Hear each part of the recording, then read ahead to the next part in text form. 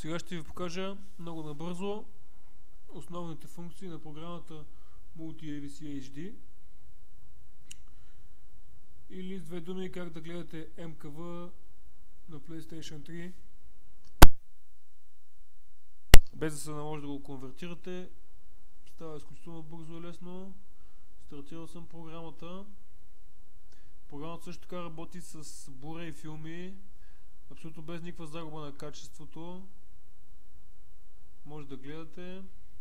Така, преди това да ви покажа само някои настройки, които трябва да направите първоначално. Отпадащото меню избирате Cyrillic 204, Temp фолдъра, там където имате свободно място. Достатъчно.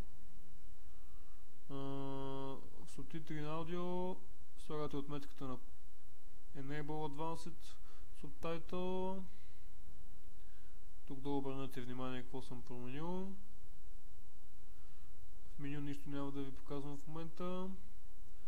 Във втория етап има възможност за добавяне на менюта към вашия филмов проект, ако той съдържа примерно 5-6 филма, за да може като стартирате самия проект, от менюто директно да си изберете филма, който искате да гледате в момента. Има 3 вида менюта. В момента аз не съм активирал нито едно от трите. Аз съм активирал само едно падащо меню, което се пуска по време на гледане на филма с бутон квадрат на джойстика. Оттам също така може да сменяте следващи или предишни филми.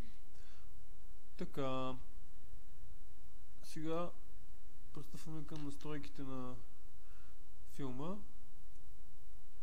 Виждате отдясно актуалния статус в момента. Заредени са субтитри автоматично за дадения филм, защото са същата папка със същото име.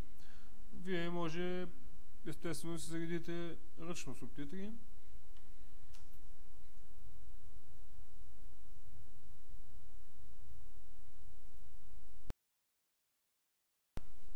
Ето ги настройките. Информация за самия файл. В първия етап може да добавите други външни звуци, различни езици, които могат да бъдат сменяни по време на гледане. Вторият етап е за субтитрите. Ето ги субтитрите, които са заредени автоматично. Вие може да заредите други, ако желаете. Също могат да бъдат сменени по време на гледане на филма. С триъгълник излиза менюто за смяната на субтитри. Там иконката е Subtitles и си ги сменяте естествено.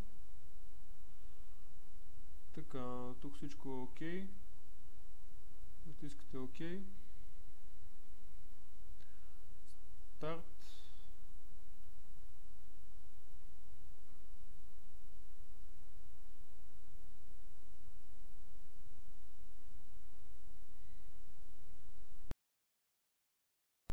Избирате Sony PlayStation 3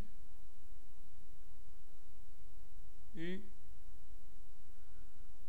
изчаквате няколко минути.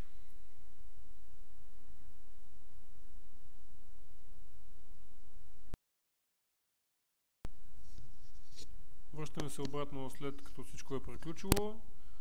Процедурата отне 3 минути и 25 секунди. Виждате къде е записан в самия файл.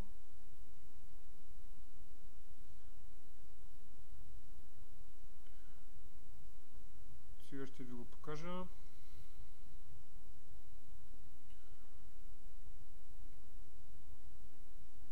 Ето това е той. Готовата папка се копира на флашка или хард диска на конзолата и се пуска през Multiman.